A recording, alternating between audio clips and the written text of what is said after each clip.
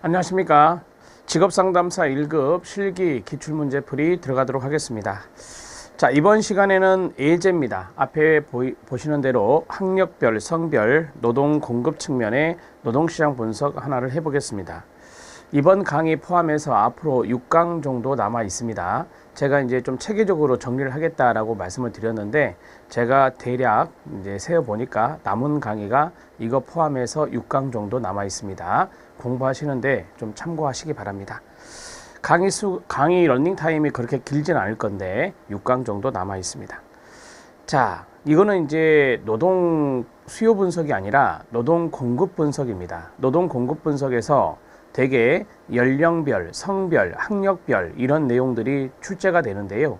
자, 여기에 있는 것은 예제입니다. 학력별과 성별이 나와 있습니다. 우리는 앞에서 무엇을 해봤죠? 연령별을 해봤습니다.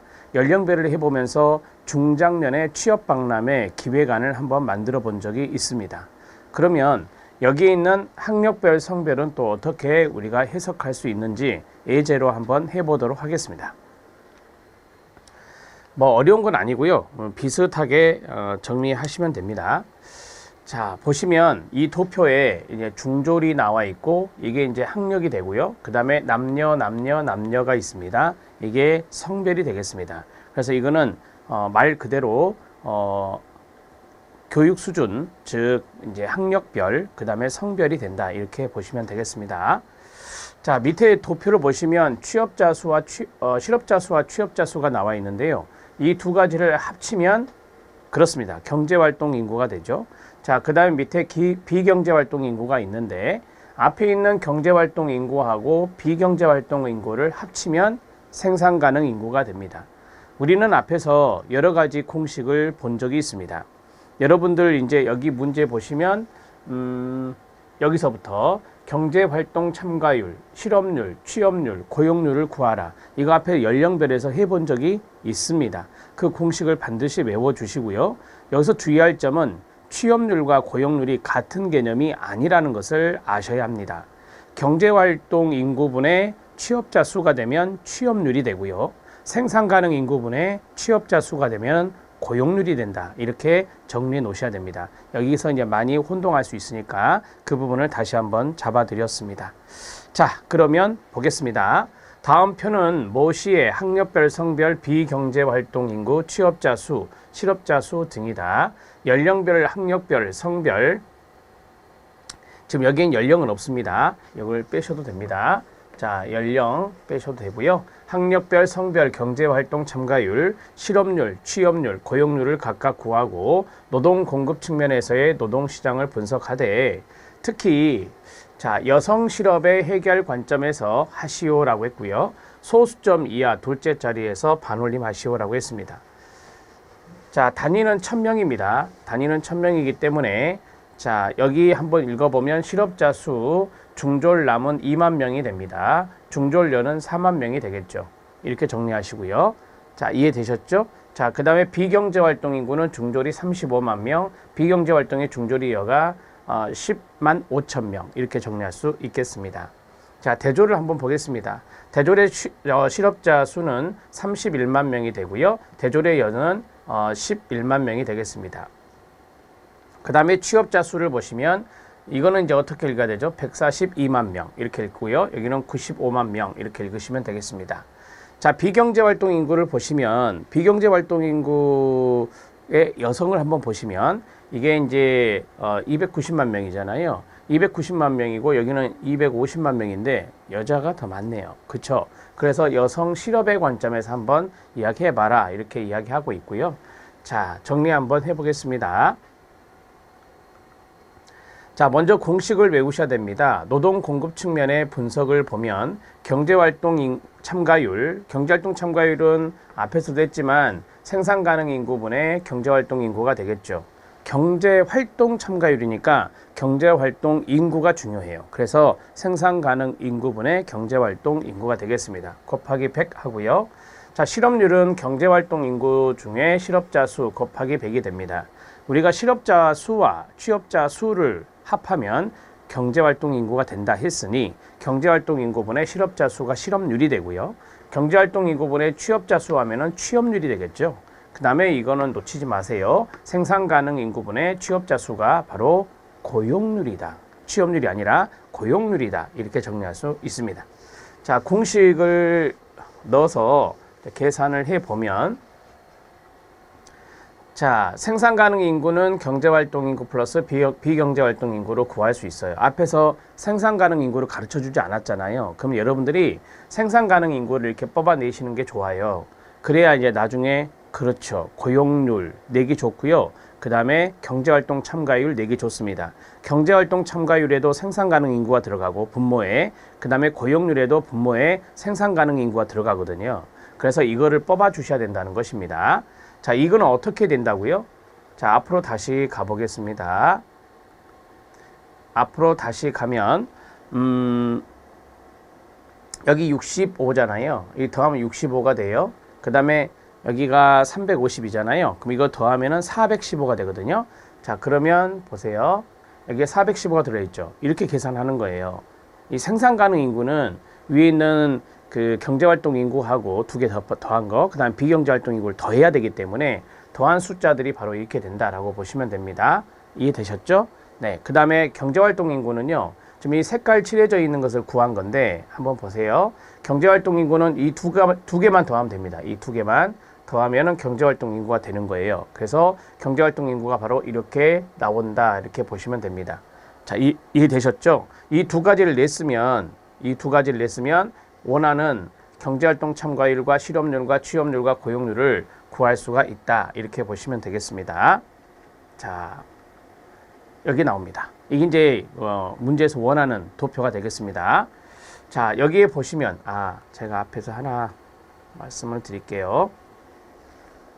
여러분 교재에 보면 여기에 단위 1000명이 빠져 있어요. 여기는 지금 넣어드렸거든요. 그래서 요걸 좀 넣어주세요. 단위 1000명을 넣어주시기 바랍니다. 자, 그리고 자, 이거를 이제 구했잖아요. 이거는 여러분들이 한번 그대로 계산기 눌러서 계산해 보시면 도움이 되겠습니다. 자, 공식은 이미 가르쳐 드렸는데 여기에서 중졸의 경제활동 참가율이 남자는 15.7, 여자는 50%다. 이렇게 되어 있고요. 자, 그 다음에 고용률을 한번 보시면 이 고용률은 10.8% 남자, 그 다음 31%가 여자가 되겠습니다. 자, 고조를 보십시오. 자, 고조를 보시면 경제활동 참가율이 중졸하고 남자 비교해서 봤을 때 경제활동 참가율이 중졸의 여성이 더 많다. 이렇게 볼 수 있고요. 그 다음에 고졸의 경우는 이제 반대로 남자가 더 많다. 이렇게 말씀드릴 수 있겠습니다. 자, 그 다음에 이제 대졸을 한번 보시면 대졸은 남자가 여자보다 훨씬 더 많은 경제활동 참가율을 보이고 있다. 이렇게 말씀드릴 수 있겠습니다. 그러니까 저학력의 여성일수록 경제활동 참가율이 높네요. 그 다음에 고학력, 고졸 이상의 이제 고학력은 아니지만 고졸 이상의 학력을 보이는 수준에서는 바로 이제 남성이 여성보다 경제활동 참가율이 높다라고 해석할 수 있겠습니다. 자, 이제 실업률을 좀 보겠습니다. 실업률은 경제활동 인구분의 실업자 수가 되죠. 그래서 이제 실업률 같은 경우는 이제 중졸의 여성이 실업률이 좀 높다 이렇게 볼 수 있고요. 그 다음에 고졸에서는 거의 비슷하게 나왔습니다. 그 다음에 대졸에서는 실업률이 대졸 남자에서 좀 높게 나타났다 이렇게 말할 수 있겠습니다. 자, 취업률을 보시면 이 취업률은 중졸의 남자가 경제활동 인구 분의 취업자 수로 계산하는 것을 따지면 자, 남자가 더 높고 그 다음에 고졸은 거의 비슷하게 나왔습니다. 그 다음에 대졸은 근소한 차이로 여성이 취업률이 좀 높다 이렇게 말씀드릴 수 있겠습니다. 자, 이제 고용률을 보면 이 고용률은 전체 생산 가능 인구분의 우리가 이제 취업자 수가 되는 거예요. 그래서 여기에 보면 31%로 고용률이 여성이 높다라고 말할 수 있고, 자, 고졸의 경우는 남성이 이제 고용률이 좀 높다 이렇게 말씀드릴 수 있겠습니다. 자, 그 다음 이제 대졸의 경우는 고용률이 남성의 경우가 높다 이렇게 정리할 수 있겠죠. 자, 이렇게 조금 한 번씩 여러분들이 중졸의 남성 여성, 고졸의 남성 여성, 그 다음에 대졸의 남성 여성을 대략적으로 한번 개요 파악을 하실 필요는 있어요. 야, 그렇게 하고 통계 분석을 보면 통계상의 분석을 제가 뒤에 해놨는데 그걸 보면 좀 이해가 빠르실 겁니다. 자, 이제 통계상 분석을 보도록 하겠습니다. 통계상 분석은 그러니까 여러분들이 시험장에서는 앞에 도표를 만들어서 계산해서 집어넣는 게 주안점이 돼야 돼요. 이제 그게 이제 가장 먼저 이루어져야 되는 것이고요. 자, 이제 그걸 보면서 여러분들이 통계상의 분석을 잘 적어 나가셔야 됩니다. 자, 그러면 최종 학력이 중학교 졸업인 인구 중 중학교 졸업인 인구 중 중졸의 인구 중에 성별에 따른 분석 결과는 다음과 같다. 그 다음에 두 번째, 최종 학력이 고등학교 졸업인 인구 중 성별에 따른 분석 결과는 다음과 같다. 이런 식으로 좀 체계적으로 정리할 필요가 있습니다.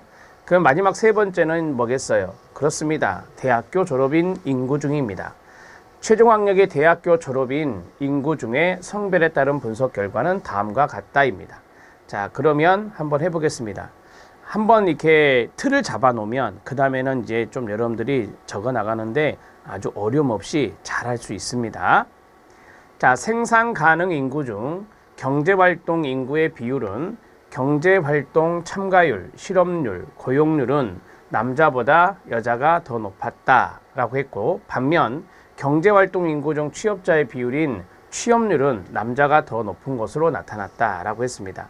제가 앞에서 부등호 이렇게 했었잖아요. 그것을 가지고 그대로 이야기한 것이다 라고 보시면 됩니다. 지금 여기 보시면 경제활동 인구 중에 취업자 비율이 취업률인데 앞에 잠깐 보실래요? 여기가 취업률이 있잖아요. 지금 중졸했습니다.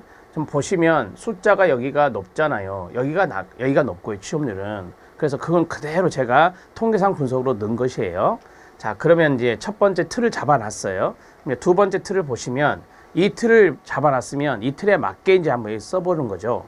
고등학교는 중학교 졸업의 결과와 다소 다르게 나타났다. 자, 어떻게 나타나느냐?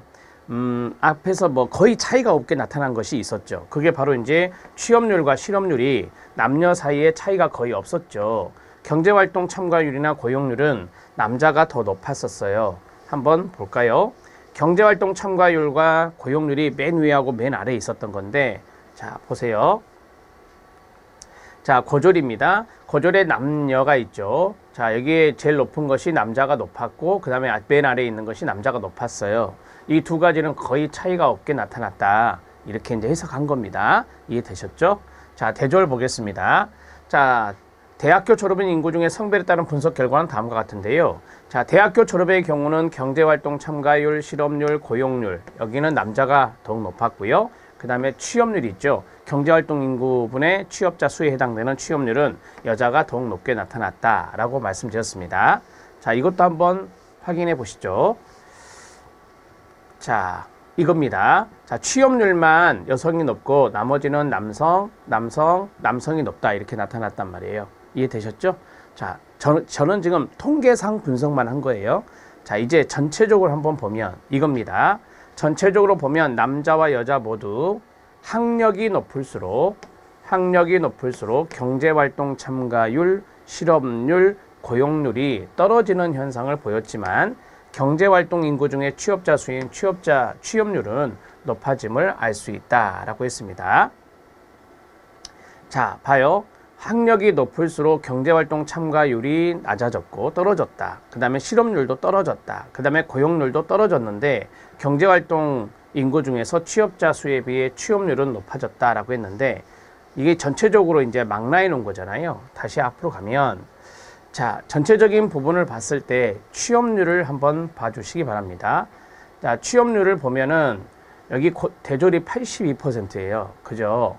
그래서 이제 학력이 높을수록 물론 이 두 가지에 좀 차이는 있지만 학력이 높을수록 이제 취업률이 좀 높게 나타났다는 것은 극명하게 보입니다. 이해되시죠? 자, 그 다음에 자, 나머지 것들을 보시면 여기는 66인데 여기는 40이고 여기는 40인데 이건 17이잖아요. 38인데 33이에요.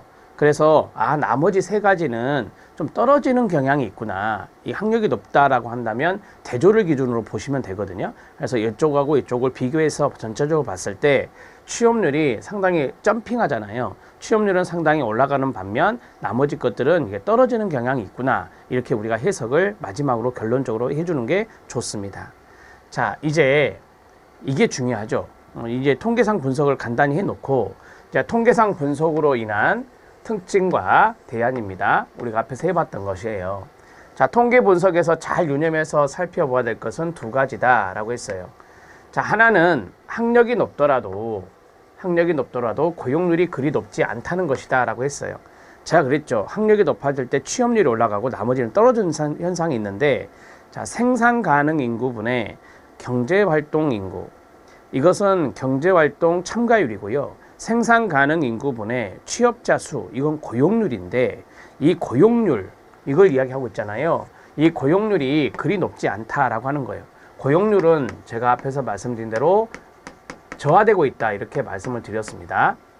또 하나는 여성의 관점에서 봤을 때 낮은 고용률이다 라고 했습니다. 학력이 높을수록 취업률은 일반적으로 높게 나타났어요. 낮은 고용률을 고려한 노동 공급 대책을 고려할 필요가 있다는 것입니다. 그러니까 여기에 포커스를 하나 맞춘 거죠. 자, 노동 공급 대책을 고려할 필요가 있다. 고용률을 고려해서요. 자, 그 다음에 여성의 실업 관점에서 이에 대한 대책을 기업 차원의 노력으로 다음 두 가지를 제안하고자 한다라고 했습니다. 자, 여성의 관점에서 앞에서 이제 해석을 해봐라, 이렇게 이제 문제에서 요구를 했어요. 그래서 여성에 대한 부분들을 꼭 넣어야 되는 거죠. 자, 여기에서 내가 보고자 하는 포인트 두 번째가 여성의 관점에서의 낮은 고용률이거든요. 자, 앞에 잠깐 보면, 자, 여성의 관점에서 봤을 때, 자, 낮은 고용률이다라고 했는데, 자, 제가 이제 포커스 맞춘 것은 바로 이거예요. 학력이 높았을 때 취업률이 높았고, 그 다음에 고용률은 떨어졌었잖아요. 그런데 여성의 관점에서 봤을 때, 여성의 고용률이 낮아진다라고 하는 겁니다. 여성의 고용률이 낮아진다. 대졸 여성이. 그러면 이거 경력단절 여성과의 연관성이 있거든요. 경력단절 여성이 많다라는 소리예요. 경력단절 여성이 많다. 자, 이러한 것들이 이제 그 비경제활동 인구에 포함돼서 이 취업자 수의 비율과 비교할 때 상당히 이제 비율이 떨어진다라고 하는 것을 이야기하는 거예요. 생산 가능 인구분의 취업자 수가 되기 때문에 생산 가능 인구에 비경제활동 인구가 들어가잖아요. 그러면 이제 거기에 경력단절 여성들이 많이 있다라고 하는 겁니다. 뭐 예를 들어서 전업주부 이런 분들은 경력단절 여성의 대표적인 케이스가 될 수 있죠. 이런 것들을 좀 생각해 주시면 될 것 같습니다. 자, 이 중졸, 고졸, 대졸의 모든 것들을 다 집어넣으려고 하지 마시고요. 거기에 포인트 하나를 탁 잡아가지고 거기에 대한 특징을 잡았어요. 잡았으면 거기에 대한 대안을 제시해 주면 되는 거지, 전반적인 것을 다 어떻게 고려합니까? 그런 것은 좀 어렵고, 그래서 제가 포커스 맞춘 것은 여기에 맞춘 거예요. 대졸에 맞춘 거다라고 보시면 되겠고, 자, 이제 다시 어디를 보시냐면 이 부분을 보시면 제가 유념해서 본 게 이제 학력이 높다고 하더라도 그 말은 이제 대졸이잖아요. 이제 고용률이 그리 높지 않다라고 했던 거. 그래서 여성의 관점에서 봤을 때 이 학력이 높았을 때 낮은 고용률을 보였다라고 하는 겁니다. 경력 단절 여성에 대한 부분들을 제가 이제 뒤에서 어느 정도 이야기를 하겠죠. 자, 통계상 분석으로 인한 특징과 대안입니다. 여성 친화적 인적 자원 관리, 첫 번째가 이겁니다. 우리가 이제 여성의 관점에서 해석을 하라 했으니까 될 수 있으면 여성의 이야기를 많이 해주는 게 좋아요. 출제위원이 요구한 대로 하는 것이 상당히 좋은 점수를 받을 수 있는 방법이니까요.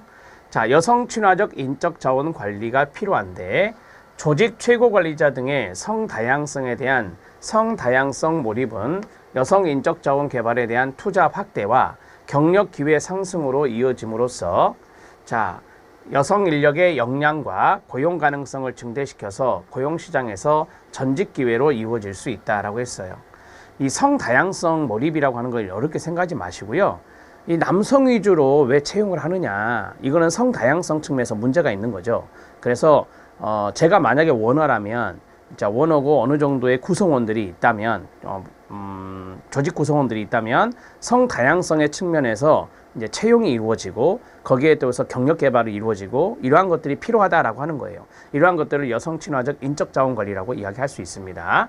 자, 이거는 이제 조직의 최고 관리자 등이 좀 이렇게 가질 수 있는 마인드예요. 그래서 성다양성에 대해서는 성다양성 몰입이 인적 자원 개발, 여성에 대한 인적 자원 개발의 투자 이런 것들이 좀 더 많아지고, 그 다음에 경력을 개발하면서 경력 기회가 상승되면 여성의 인력이 역량이 강화될 거 아닙니까? 여성의 이제 역량이 강화되고, 그 다음에 고용 가능성도 더 증대가 돼요.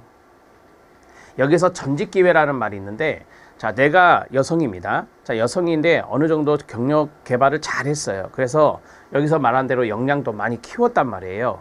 그러면 다른 데로 스카우트 될 수도 있어요. 다른 데로 이제 전직하는데 상당히 수월함이 있다라고 하는 것을 이야기하는 겁니다.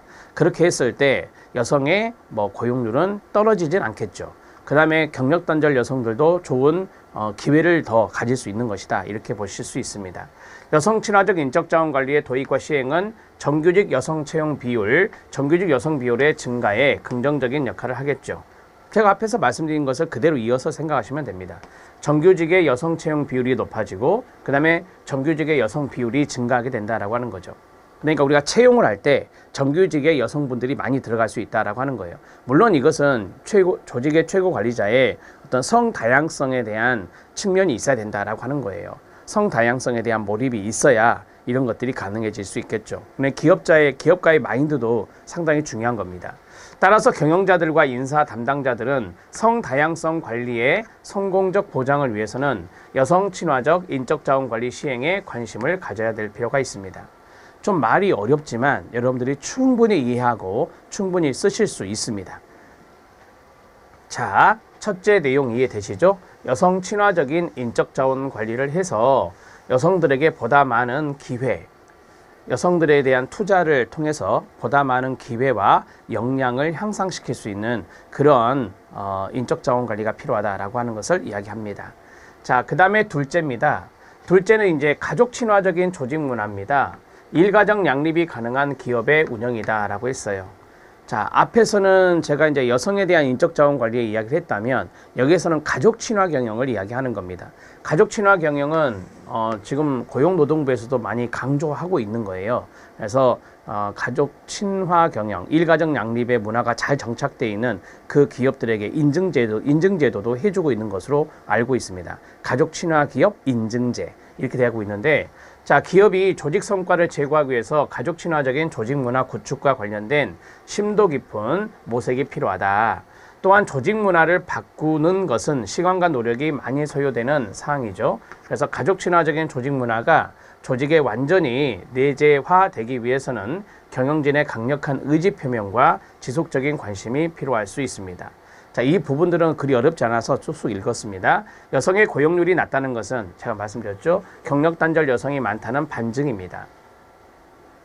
여러분, 만약에 가족 친화적인 경영을 하게 돼서 일가정 양립이 가능한 문화가 정착됐다면, 여기 있는 경력 단절 여성에 제가 전업주부가 많다고 그랬잖아요. 전업주부는 말 그대로 가정에서 자녀를 양육하고 가사를 담당하는 그런 일을 한단 말이에요. 그런데 이 기업이 가족 친화 경영을 한다면 이 여성이 다시 기업으로 들어와서 자신의 역량을 발휘할 수 있는 기회를 가질 수가 있어요. 그러면 이제 고용률, 취업률 이런 것들이 올라갈 수 있겠죠. 자, 정리가 되죠? 자, 여성의 경력 단절 완화는 여러 가지 복합적인 요인이 필요한데, 자, 경력 단절의 완화를 이야기하고 있습니다. 자, 정부, 기업, 사회, 가정 각 영역에서 오랜 시간 여성의 일가정 양립이 가능하도록 노력해야 된다라고 하는 것입니다. 자, 정부에서도의 노력도 필요하고, 기업의 영역도 필요하고, 사회적인 인식 개선이라 하잖아요. 사회적인 차원에서의 노력도 필요하고, 가정에서의 영역도 필요하다. 그래서 오랜 시간 이 여성의 일가적 양립이 가능하도록 노력을 해줄 필요가 있다라고 하는 겁니다. 기업만 한다고 해서 이게 되는 게 아니에요. 정부도 발벗고 나서야 되고, 사회적인 관심, 사회적인 인식도 있어야 되는 것이고요. 가정에서도 이걸 뒷받침해 줘야 되는 것입니다. 자, 여성의 보다 나은 일가정 양립 환경을 마련하기 위해서 노동 환경, 그 다음에 보육, 돌봄 노동 문제 해결 등 다방면에서 지속적으로 이루어져야 된다라고 하는 겁니다.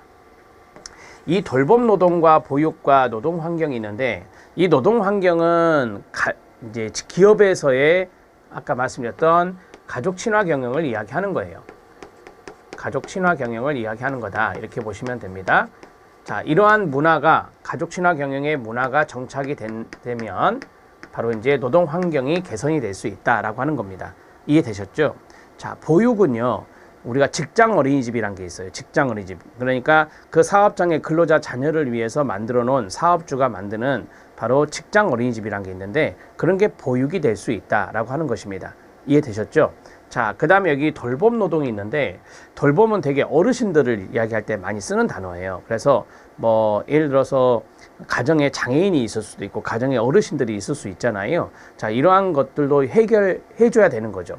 그래서 지금 복지 쪽에서는 어르신들, 장애인들 대상으로 지역사회 통합 돌봄이라는 것을 하고 있어요.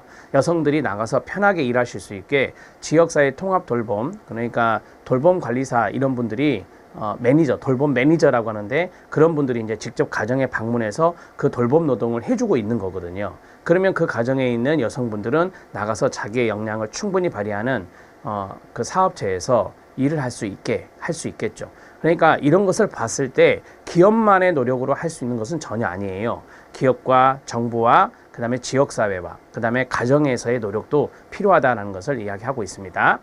자, 이해되신가요? 자, 이러한 부분들이 이제 여러분들이 지금 제 이야기를 들을 때는 그렇구나 하고 이해할 수 있지만 시험장 가면 이게 한 문장 쓰기가 너무 힘들죠.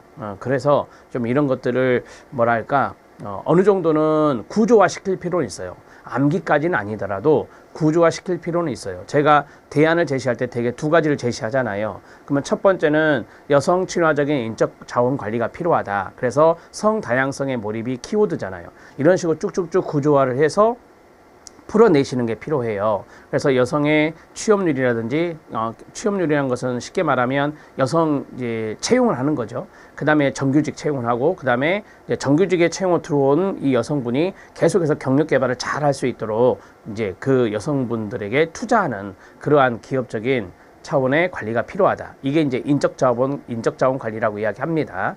그냥 두 번째는 가족 친화 경영을 해야 된다라고 하는 건데 이건 좀 거시적인 거예요. 그래서 일가정 양립의 문화라고 했잖아요. 그 문화가 정착되기 위해서는 다양한 영역에서 노력이 필요하다라고 하는 것을 이야기하고 있는 겁니다. 이해되셨죠? 이런 대안들을 잘 제시하는 게 제일 중요해요. 만약에 채점에서 배점이 만약에 채점 위원한테 있다면 이 부분에 배점이 많이 들어갈 거예요. 이 부분 잘 썼다. 그러면 여러분들이 좋은 점수를 받을 수 있고요. 거의 만점을 받을 수 있습니다. 저는 이제 참고적으로 제가 앞에서 이걸 말씀드린 것 같기도 한데 제가 여기 있는 대안들 같은 경우는 저의 의견도 있지만 이제 많은 논문들을 제가 읽었어요. 그래서 이와 관련된 논문들을 보고 논문의 뒤에 결론에 보면은 제언들이 있거든요. 그건 학자적인 입장에서 이제 정책적인 부분, 실천적인 부분에 재현을 해놓은 부분이 있는데 거기에 좋은 글이 아주 많습니다. 그래서 거기에 해당되는 것들을 약간 첨삭을 해서 이러한 대안들을 만들어낸 거예요. 그러니까 한 편의 논문을 읽었다라고 생각하셔도 되는 거고 여러분들이 저를 믿고 이렇게 써주시면 되는 겁니다. 자, 여기까지 진행하시면 돼요.